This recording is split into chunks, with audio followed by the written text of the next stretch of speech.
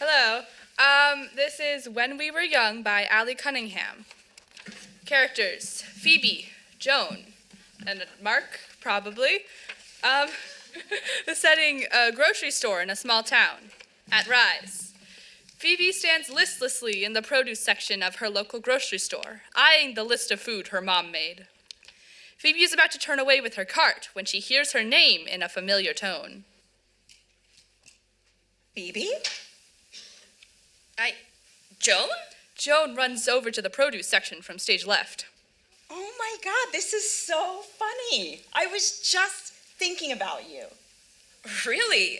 Wow, I haven't seen you in Like a million so years. long, yeah. There's silence for a few seconds. Neither of them are really sure what to say. The awkwardness starts to set in. So, What made you think... how have you... Oh, sorry, you go first. How have you been? Well, I've been good. I mean, I've been fine. Just, winter. Oh, yeah, I remember. You always hated winter. The clouds. Another beat.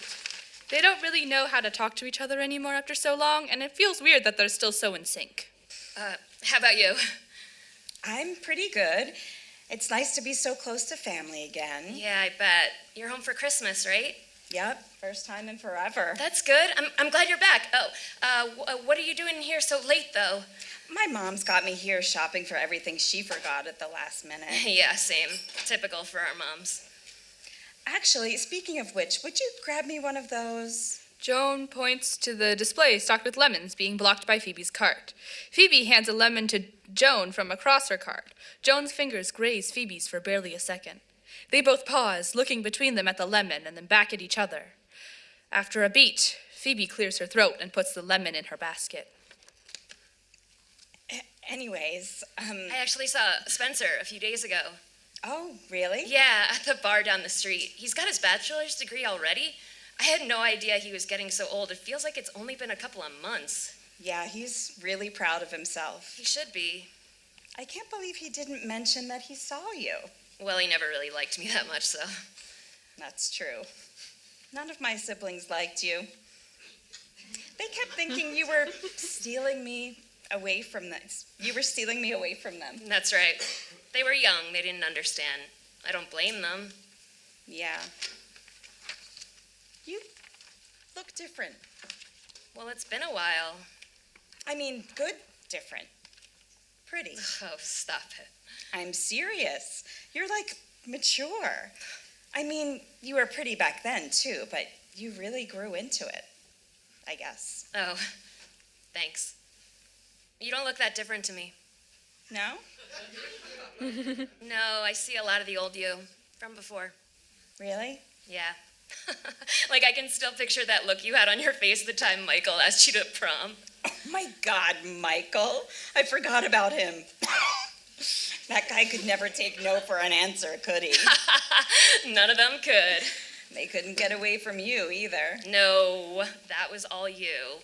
I was invisible. What? They were obsessed with you. Were you blind or something? No, I wasn't, and they definitely weren't. They definitely were. I don't know. I guess I was too busy being obsessed with you to notice. I know. I really missed you. I missed you too.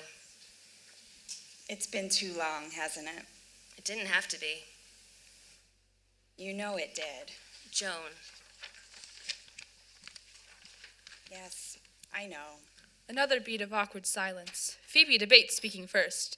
It feels like watching a balloon being squeezed too tight. I haven't told anyone. Joan is stunned. Phoebe is internally stunned that she said what she said. They both know what Phoebe is talking about, but neither wants to stop dancing around the subject. Like we promised. Phoebe, I don't want to... I know. You never wanted to talk about anything. That's why you left. That's not why, and you know that. But I waited for you, right where you left me, for you to come back and be ready to talk. And I don't want you to leave again. I don't want to leave either, but... Joan, It's you. I know it's you. I know you remember everything as hard as you're trying to forget it, and I know you're scared. I know better than anyone that you are so scared, but you know me better than anyone, and I'm not going to find that with someone else. I know that. It's you, Joan. I know it because you're the only person I'd wait 8 years for. So please don't go again, Joan. I can't do it. Joan, please. It wouldn't be fair to you. Do you really think I care about fairness? After all this time? I'm sorry. Joan, there is no one else. I want to. I want to tell you everything I haven't told you. And I want to go everywhere that we talked about when we were younger. I'd even move to California with you, just like we planned, even though I couldn't stand the heat. But I can't. I want to explain everything. I really do, Phoebe. I don't understand. You wanted this. We both wanted this. That was before. That was when we were 17 and stupid and didn't think about the consequences. You know what people would say. I wouldn't have waited 8 years if I cared what people would say. I don't want to worry about it, though, Phoebe. I don't want to have this thought in the back of my mind that what I'm doing is wrong. I want peace. I want to know that I'm accepted. Who cares about... Do you know how badly I wish every day that I hadn't been such a coward and I hadn't left? I wish every day that I'd stayed and that we could have been 17 and stupid for a little longer. I want this, believe me. This is all I want. But it's too late. Mark jogs toward the girls from stage left. Joan notices Mark coming back and immediately freezes up. She snaps out of their conversation and smiles lovingly at him. Joan, hey, I found the seasoning. I had to get some employee to reach it for me. It was all the way on the top shelf. Oh, okay, good. Who's this? Phoebe puts the puzzle together. She watches Mark wrap an arm around Joan and drop the seasoning mix in the basket. She notices, after all these minutes, the glimmer of Joan's engagement ring. Phoebe tries to be natural, as if her heart didn't feel like it just dropped through her ribs. Oh, this is Phoebe. She's an old friend. Good to see you, Phoebe. Hey, Joan, we should get going. I don't want to give your parents a bad first impression. Oh, that's right. It's all right. You can go. I didn't mean to keep you here. Can I see you again sometime? Sure. Okay. Bye, Phoebe. As Mark sort of impatiently guides her away. Bye.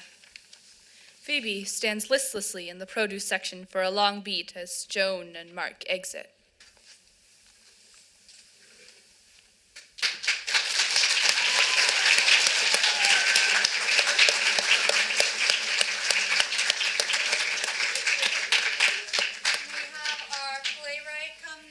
Allie Cunningham from BFA St. Albans.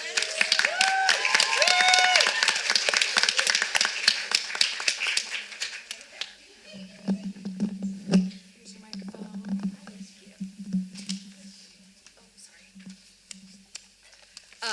Wow. When we were young. So can you tell us a little bit about how you came to write this play? I don't know. I think I've always really liked writing, and I think I've always really liked super sad stuff. And so I was like, I just wanted to write something that was like kind of a bummer. Good job. Yeah. That was really great. Those are two things that came really together for me. The word poignant kept coming up for me. Both the way that you used your writing was so natural, like that we believed those characters right off the bat. So when the first, where there were like two big things. The first reveal was that there was something between them. Everyone was completely invested. You could hear a pin drop in this room. Like, it was so quiet. I think I heard a gasp at that point. Feedback. Stand away from it. Okay. And then, so the dialogue was really naturalistic. How far away, Sid? How far away do we have to stand? I wrote lemons down. I wanted I wanted to know about your lemons. It's the lemons. You know, it's just the lemons. It's just lemons. It's just lemons. There's no symbolism. I mean, you never know. You could pick any produce. Allie, you could pick any produce. You picked lemons. It was just lemons. It's just lemons. All right. Well, for me, for whatever reason, the lemons stuck out in my head the whole time. You know, they're talking about the past when they're younger, and then Mark walks in as the future, and then there's the lemons. I don't know. I don't know. That's just me. So what I found out is that our comments feature got like kind of like it shut down on itself from the last bunch. If there are some comments coming up, we'll be able to have some of them read. Yeah, I can read them out. Yeah. Great. Do you want to pop up to this microphone? Yeah. So we're going to go analog. Just like the old days. Okay. We have one of my absolute favorites today, Sad But Good.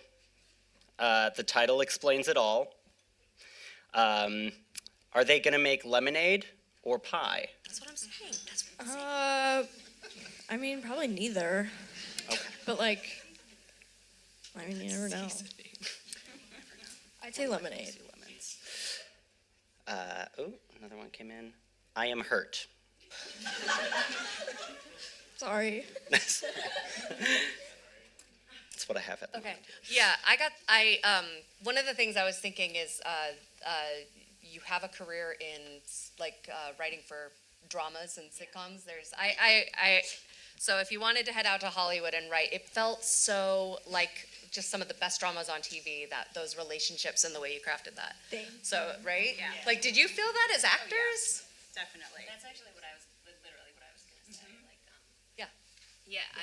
I thought it was fantastic, and when I read it at home, I could not believe that it was written by a young person, and the depth and maturity of the relationship struck me, as well as like the way that the story was crafted, like the reveal, and then they go back to the memory, and then they're forced to deal with the present, which is like has the lemons helping, and then the second reveal. It's like it was incredibly crafted. Well done. Yeah. It can be really hard. You did a lot of things with dialogue. Like, I don't know how you worked on refining your dialogue, but I noticed a lot of things were interrupted lines or things that didn't get said. Mm-hmm. How did you approach writing your dialogue? I wanted it to feel really natural, and like I wanted it to seem like it was two different voices, and like I don't know, I guess I kind of imagined how I would like have a conversation with someone who I haven't seen in a long time, and I feel like it would have been like awkward, and we would have been like stumbling over words and whatever, and I just kind of tried to like model it around that. Anyone in the couple more. audience want to? Oh, I have a couple more that just came in. Awesome. If that's okay. This was so beautifully written. I felt the emotions in such a raw and genuine way. I hope you keep writing. How you were able to show so much pain. I hope you're okay. It was impressive to say in the least. And where did it go? This pulled on all of my heartstrings. I was the one who gasped. I was invested in your thrilling writing. My heart just died. Thank you for that. You're welcome. They go on more or less along those lines. Oh, Of, that's nice. Do you I'm have any hurt. questions you want to ask the audience? Anything that you want to? I don't think so, no. Oh, we're going to take a couple questions from the audience. I'm taking them over. Oh.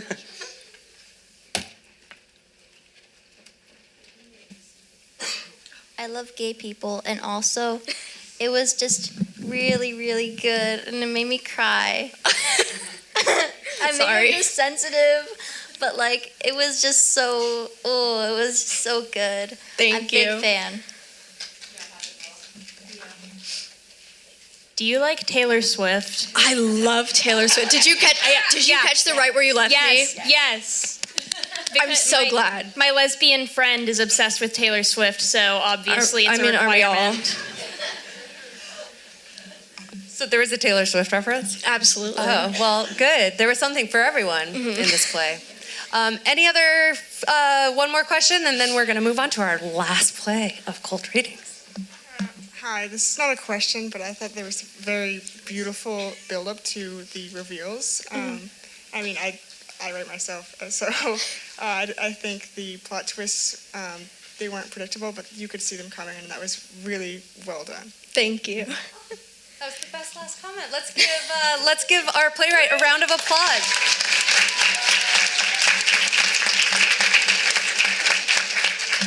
All right, folks, we are here for the very